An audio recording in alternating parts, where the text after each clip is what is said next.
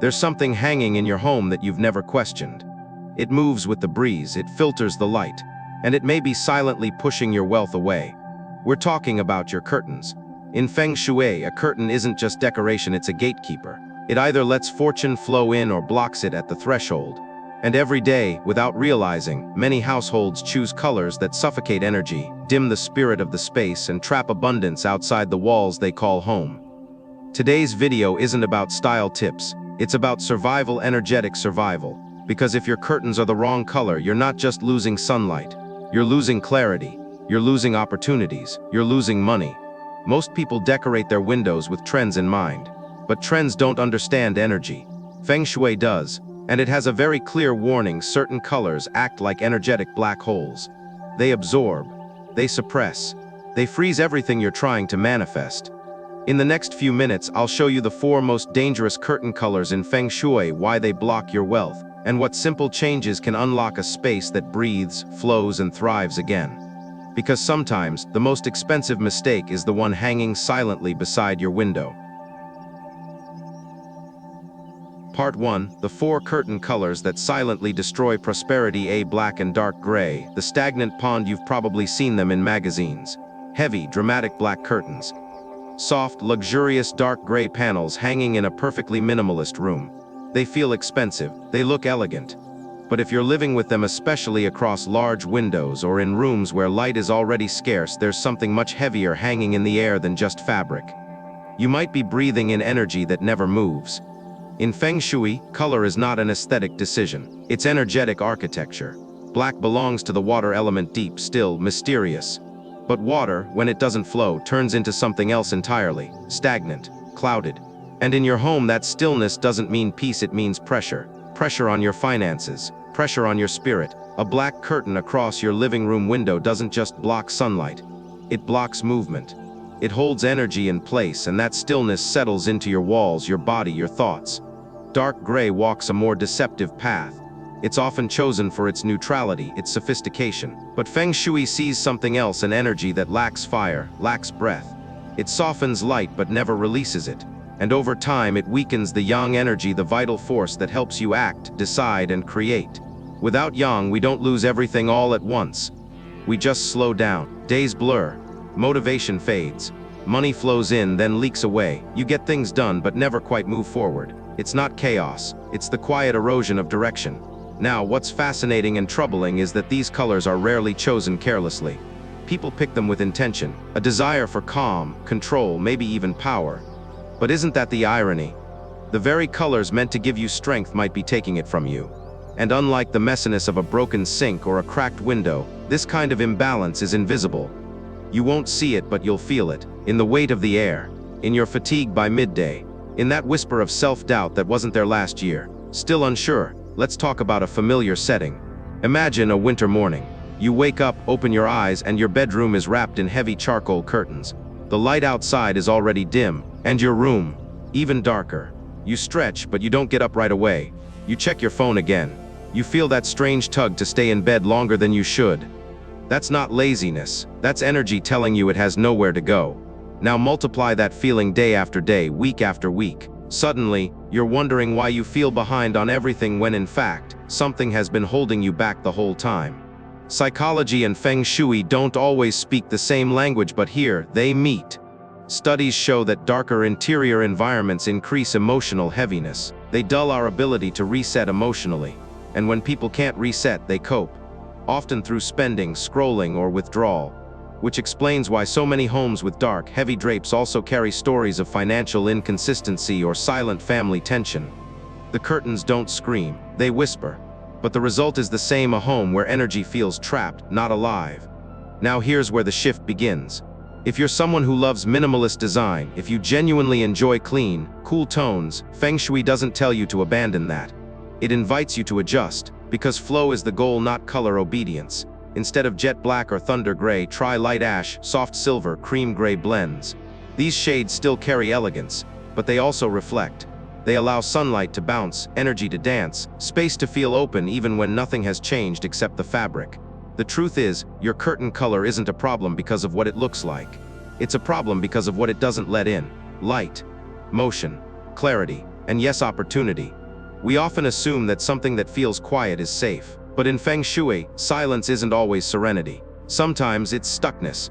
And stuckness doesn't announce itself. It just seeps in and sits. Until one day you wonder why everything feels paused. So if something in your life feels like it's on hold, finances, clarity, even joy, it may be time to reconsider what's hanging in your windows. Not because it's wrong, but because you deserve something more alive, more honest, more flowing. Because a home that breathes invites everything else to breathe with it. Be bright red, the fire that burns wealth. If black curtains quietly suffocate a home's vitality, bright red curtains do the opposite, they roar. At first glance, they seem alive, daring, full of passion. They look like success, don't they? Red is the color of celebration, of luxury cars, of high heels on red carpets. It feels like confidence. But in Feng Shui, what burns too bright eventually burns out.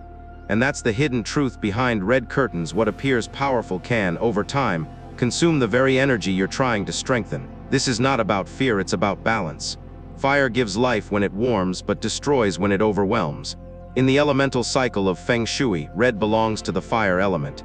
It activates, it energizes, it commands attention. But when you stretch that energy across an entire window, an entry point for light and Kai, it stops nurturing and starts devouring.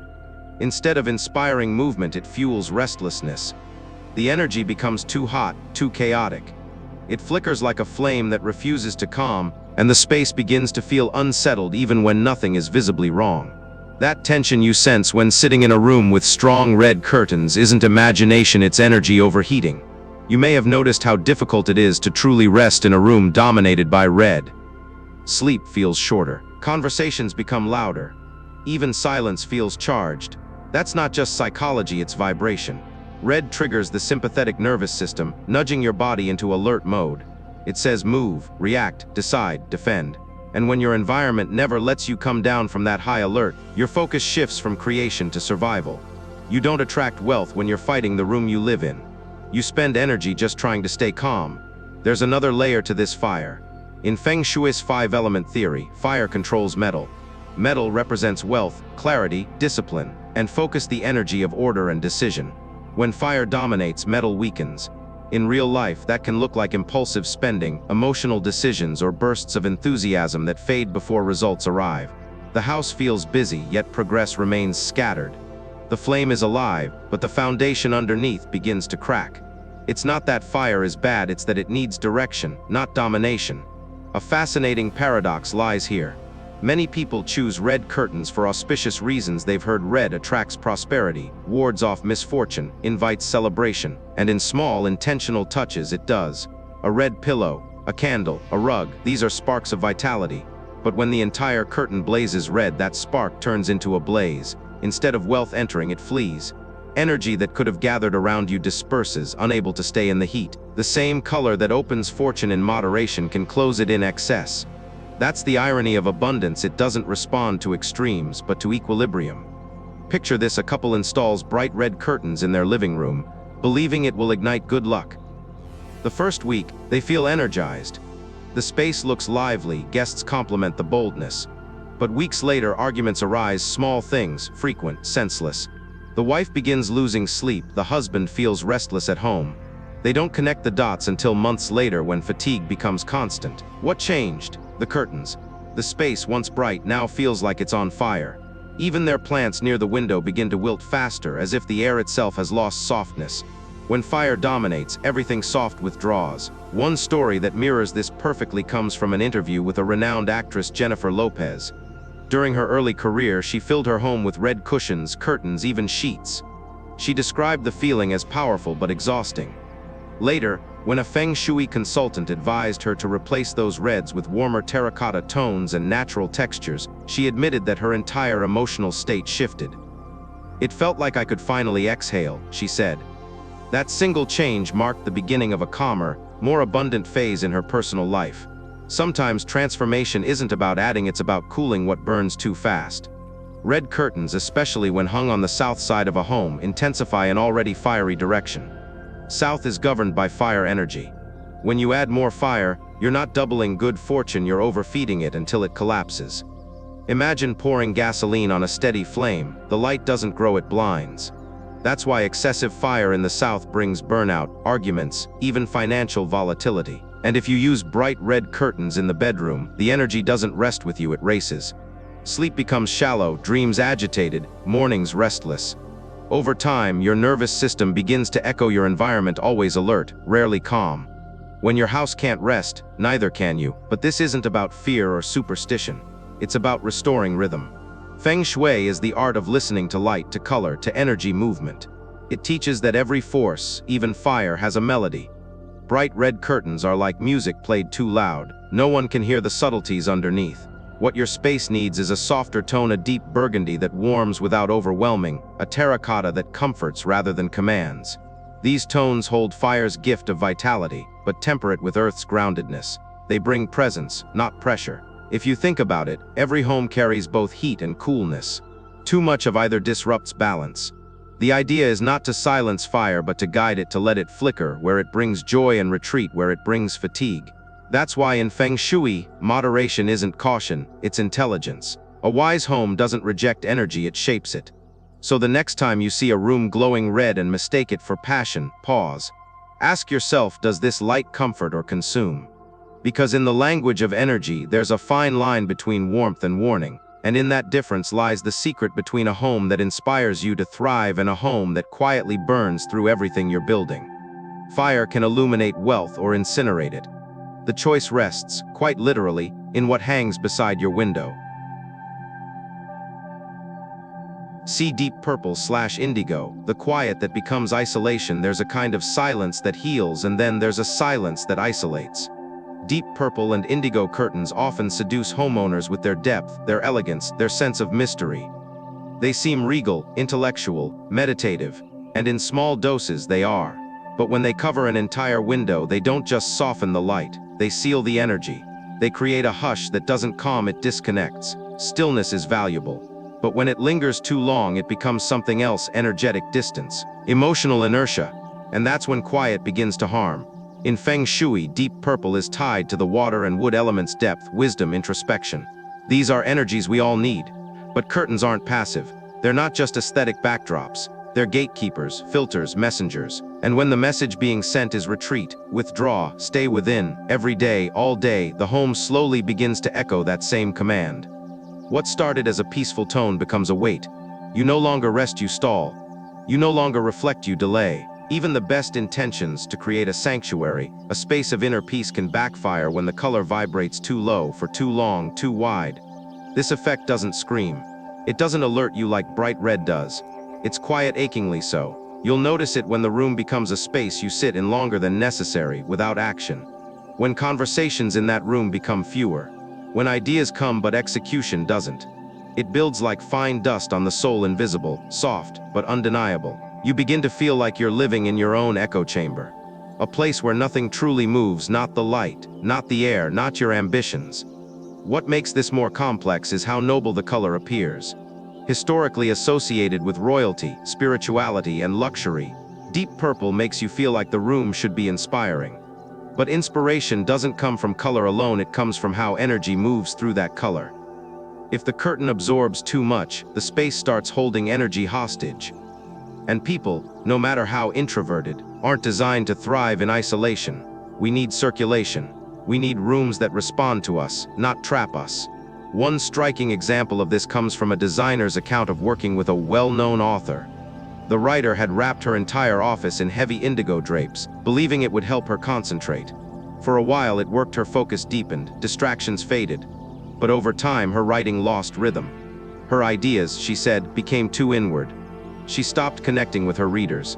It wasn't burnout, it was energetic overabsorption. After switching to soft lilac tones and letting more natural light back in, her productivity and emotional clarity returned. Sometimes, we retreat not to recharge, but because we no longer know how to emerge. What deep purple often creates, unintentionally, is a false calm. On the surface, the room feels composed. But energetically, it's like a sealed jar: nothing gets in, nothing gets out. And when people live in that jar too long, relationships suffer. Conversations grow shorter. Laughter feels distant. The house isn't tense, it's hollow. You find yourself texting more than talking, scrolling more than sharing, thinking more than doing. There's no chaos, but there's no communion either. In Feng Shui, colors that dominate energy flow must be chosen with intent. When using a contemplative shade like purple, the key is to soften it not with rules, but with rhythm. Lavender, lilac, dusty rose, these hues carry the wisdom of purple but with air instead of gravity. They invite thought but not withdrawal. They hold emotion but not suppression. And most importantly, they allow energy to pass through. The curtain doesn't block, it breathes. If you've ever walked into a room with pastel purple curtains that gently sway in the afternoon breeze, you'll know the difference instantly. The space doesn't ask you to be quiet, it listens. It receives your presence. It doesn't pull you inward, it meets you where you are. That's the essence of balanced Feng Shui, not control, not containment, but communion between your energy and the space you live in. Let's not mistake silence for peace, nor darkness for depth. The question is not whether your curtain looks calming, it's whether your life feels connected, moving, alive. And when it doesn't, perhaps it's not your motivation that's missing. Perhaps it's just that the curtain stopped letting energy in. Because isolation doesn't begin with absence. It begins when presence stops circulating. And that, sometimes, starts with a beautiful color that simply went too far. Moss green/dark green, the frozen energy loop. Some colors don't shout, they whisper, cool, composed, inviting. Moss green and dark green often appear in homes that seek serenity, calm, and a connection to nature. They seem safe, earthy, wise, and for many interior designers, they are the go-to shades for a refined, grounded space. But in Feng Shui, safety and stillness are not the same. When these greens dominate large surfaces, especially curtains, they don't root your energy, they freeze it. What feels like calm may actually be stagnation wearing a pretty disguise. Dark green belongs to the wood element, but its mossy, low-light version leans heavily toward yin. Yin is rest, quiet, stillness, but when yin accumulates without release, it becomes something else: energetic dampness. This is a state where energy no longer flows, it loops. Over and over, silently, endlessly. You won't hear alarms. You'll just start to feel tired even after sleeping. The air may feel cool, but the room always feels a little too still, a little too distant from life. You clean the space, light a candle, open the windows, but nothing quite shifts. It's not what's in the room, it's what can't move through it. This kind of green behaves like a forest that no longer grows. It holds things in, thoughts, emotions, even light. Especially when curtains made of this color are heavy, textured, or left closed for long periods. The result is a silent loop of energy with nowhere to go. Over time, this can subtly affect your habits. You delay important decisions. You feel more comfortable staying in than stepping out. You start many things but rarely finish. This is not chaos, it's energetic inertia. The stillness of a pond that looks peaceful but hides layers of silt underneath. Let's consider how this plays out in daily life. A family hangs moss green curtains in their dining room. It matches the wood furniture, creates a cozy ambience. But weeks pass and the family notices dinners are quieter. The table feels colder. The room, although beautiful, starts getting avoided. Nobody says why. They just drift to other parts of the house. And slowly, subtly, that space of connection becomes a space of silence. Energy didn't explode, it slowly disappeared. That's how frozen loops work. They don't break things, they numb them. This becomes more dangerous in rooms that already lack natural light, north-facing spaces, enclosed corners, or areas shaded by neighboring buildings. In such cases, moss green curtains absorb what little yang energy might enter. What remains is a soft dimness that seems comforting but slowly weighs down the chi of the entire room. And when qi doesn't circulate, wealth doesn't flow. Ideas stall. Emotions go unspoken. Nothing breaks, but nothing builds either. Now here's where the nuance matters. Not all greens behave the same. In Feng Shui, color is not just hue, it's tone, brightness, texture, placement. Jade green, mint, sage, even light olive, they still carry the earth-nature connection, but with breathability. They reflect light, allow movement, and feel alive. Moss green, by contrast, feels damp, heavy. It doesn't hold energy, it stores it. And stored energy, like stored food, has a shelf life. It starts to rot. Your home isn't meant to store energy, it's meant to move it, gently, rhythmically. Like breath, when homes fall into the frozen energy loop, people inside often experience repeating patterns. Financial gains that don't last. Good news that feels strangely muted. Relationships that feel safe but no longer spark. You're not unhappy, you're undernourished. That's the real impact of these colors. They don't take your energy, they make you forget you had it. One Feng Shui practitioner once shared a case of a tech entrepreneur who renovated his home with deep green velvet drapes to create a classic library vibe. Within months, he reported a creative block he couldn't shake. His team described him as withdrawn, uninspired. He didn't feel depressed, just distant. After switching the curtains to a soft jade and moving a light wood wind chime near the window, the shift wasn't immediate but steady. He described it as like fog lifting, slowly but definitely. Sometimes clarity doesn't come from thinking more, it comes from letting light in. In Feng Shui, rooms are not containers, they're conduits. And colors either conduct or clog. Moss green clogs, especially when paired with low ceilings, minimal airflow, or thick fabrics. And the irony? It often attracts the people who crave emotional rest the most. But it gives them stillness without renewal, a pause with no restart. So if your home feels oddly quiet, if certain rooms seem to mute you instead of meet you, look again not at the furniture, but at the fabric wrapped around your windows. The story of stagnation doesn't start in your life. It starts in how your space breathes or forgets to. And sometimes, all it takes to thaw a frozen loop is changing what keeps the light from ever touching the floor. Part 2. Your curtains are the lungs of the home. If walls give your home structure and floors offer stability, curtains are something far more intimate. They breathe. They expand and soften. They protect and invite. In Feng Shui, we call curtains the lungs of a home, not as a metaphor, but as a truth of energetic design. Because just like lungs, curtains regulate the flow between the inner and the outer world. They determine what comes in, what stays out, and how life moves in between. Think about it. A curtain is never still. Even in a silent room, it sways. It responds to wind, light, sound. It's the one element in your space that moves even when you don't. That subtle movement carries energy, and depending on the curtain's color, texture, placement, and timing, it either nourishes your home or dulls it. Morning is yang energy, bright, ascending, full of life. That's when your curtains should be fully open, not cracked, not drawn halfway, but wide enough to let light touch the floor. Light in Feng Shui is not just brightness, it's activation. It tells your home to wake up. It charges the invisible channels that carry energy across rooms, around furniture, into the quiet corners where stagnation likes to settle. When sunlight enters through your windows and reaches the core areas of your home, your hallway, your living space, your kitchen, it behaves like oxygen reaching tired lungs. It restores rhythm. It opens pathways. It says, life continues here. Many homes, especially in cooler climates or high-density cities, fall into the habit of keeping curtains drawn longer than needed. It feels protective, private, safe. But what it actually does is delay the day's breath. Without natural light, the space holds on to yesterday's energy. It doesn't reset. And like a body that forgets to inhale deeply, it becomes fatigued not suddenly, but slowly. But just as important as opening them at the right time is knowing when to close them. Dusk is yin energy.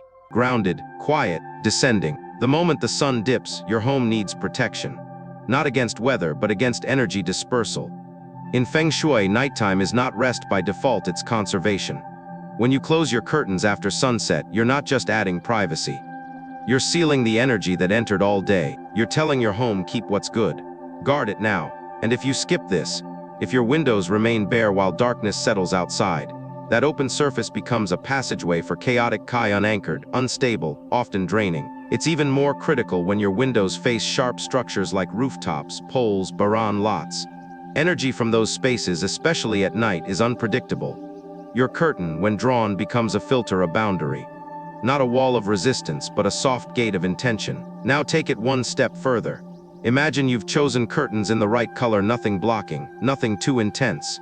You've set the timing right, open by day, closed by dusk. Still, something feels off. Here's the truth most people miss: even the most energetically aligned fabric collects residue. Just like lungs gather toxins in polluted air, curtains trap old energy over time. Dust is only part of it. Energetic weight settles too: memories, moods, moments. That's why in applied Feng Shui, we practice a simple but sacred act: curtain clearing. Not as a ritual, but as care. Warm water, sea salt, a few drops of essential oil, lavender to soothe, lemon to awaken.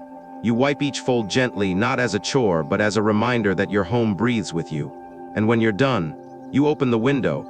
Let sunlight pour through, not just for visibility, but for exhalation. Because in Feng Shui, the most powerful cures are not grand gestures. They're small adjustments made consistently with presence. Your curtains may seem like background decor, but energetically they're gateways. And when those gateways are respected, your home doesn't just look better, it breathes deeper, it lives fuller. It welcomes energy that stays, not energy that escapes. So as you move through your day, perhaps pause when you pass by a window. Look at what's hanging there. Ask not just what it matches, but what it allows. Because in the rhythm of Feng Shui, the lungs of the home are never silent. They are always speaking. The question is, have we been listening? Part 3. Material matters more than you think. Most people choose curtains based on how they look. The color, the pattern, maybe how well they block sunlight. But in Feng Shui, that's only the surface. What matters often more than color is how the material itself behaves with energy. And some fabrics, no matter how expensive or beautiful, act like walls rather than channels. Because energy doesn't just enter a room. It needs to be welcomed, guided, and gently absorbed. And that all begins with what your curtains are made of. Let's look at the way energy flows. Imagine a breeze trying to pass through a forest. If the trees are flexible, soft, full of space between them, the breeze dances. But if the forest is too dense, the trunks too rigid, the breeze hits resistance. The same happens in your home. Some materials allow Kai to soften, circulate, and settle. Others reflect it, bounce it, or worse, trap it in corners. When that happens, your home starts to feel tense, even if everything is perfectly arranged. Because the flow was never allowed to begin. Many modern curtains are made of synthetic fabrics, polyester blends, plastic-coated finishes, or metallic threads that shimmer under light. They may look sleek, but energetically they're closed systems. They reflect energy like mirrors. They create sharp rebounds rather than soft diffusion. These surfaces push Kai away instead of inviting it in. Your home may be receiving energy, but none of it is staying. It glances off like sunlight on a metal roof, bright but fleeting. Over time, the space feels oddly disconnected.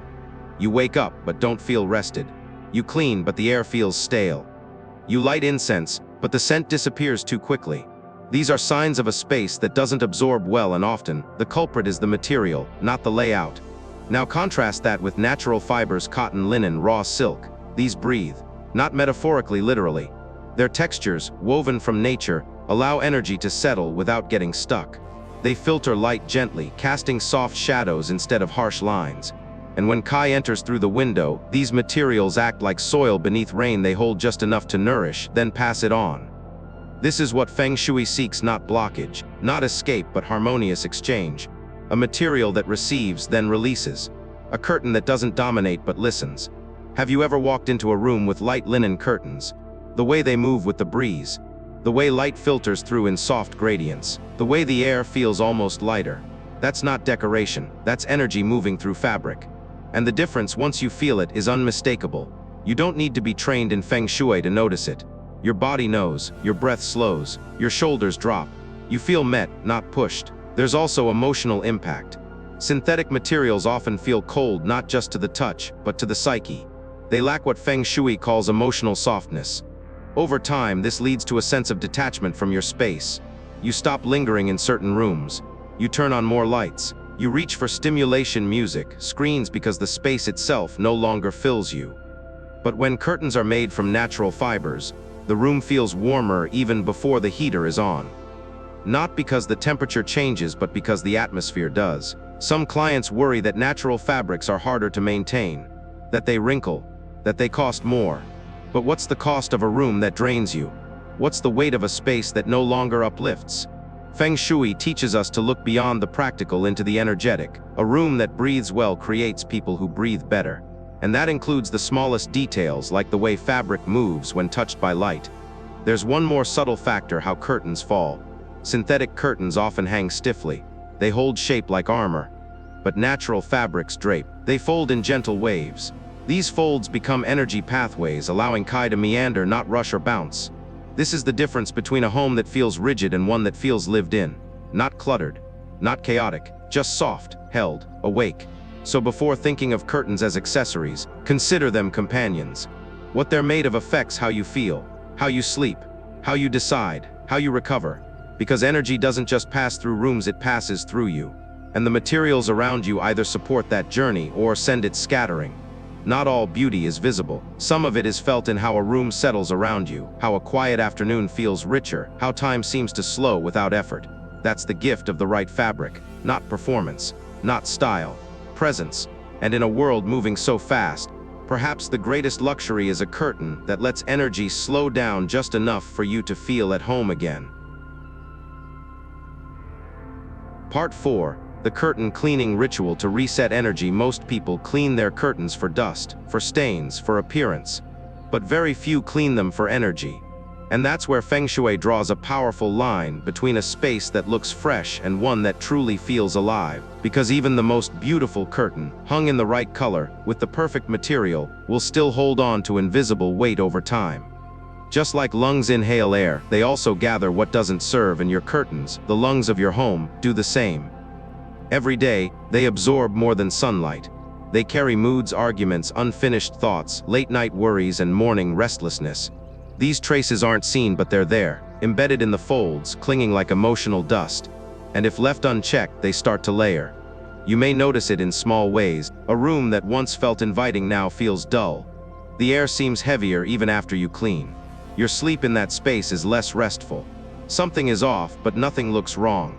That's how energetic residue works. It hides in plain sight, but it speaks to your nervous system. That's why the curtain cleaning ritual in Feng Shui is not cosmetic, it's restorative.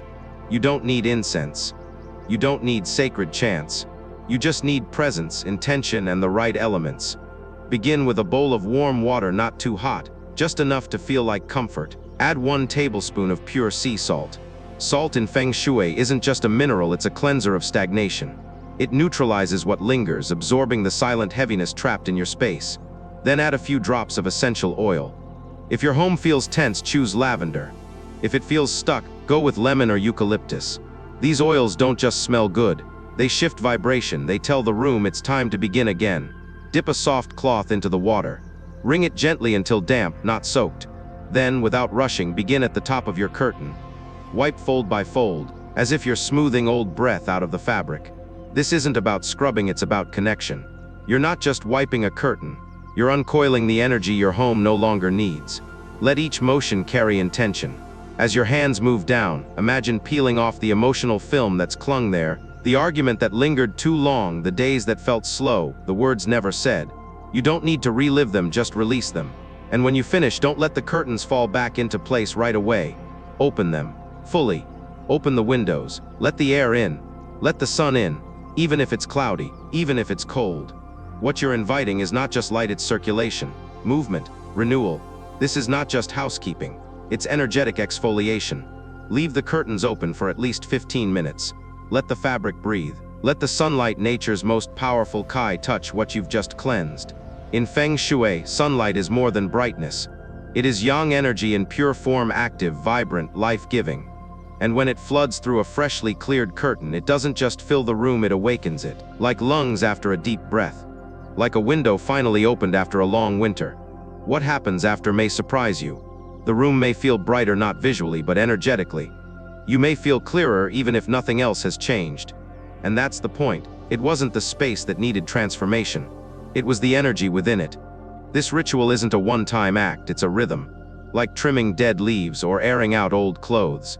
It's a way of saying this home is not frozen in time, it's alive. And everything alive needs to be touched, refreshed, reminded that it still breathes. When your curtains are clean, not just physically but energetically, your home exhales. The corners feel softer, the light reaches deeper. The silence feels restful, not stagnant. You feel more yourself, not because you changed, but because the space around you finally let go. And in a world that teaches us to clean what others can see, maybe the real beauty lies in caring for what only we can feel. Part 5. Activate wealth energy at the curtain point. A curtain is not just a barrier, it's a portal. In Feng Shui, the space around your windows is more than a frame for light. It's an energy gate. And once your curtains are cleaned, cleared, and aligned, that gate becomes wide open for wealth energy to flow in. But opening the gate is only the beginning. The real shift happens when you activate that space with quiet intention. Because wealth doesn't enter a space by chance, it enters through invitation. Windows are energy entry points. They receive sunlight, sound, motion from the world outside. And right beside them, your curtains stand as keepers of that boundary. The air around this zone is constantly shifting, yet easily overlooked.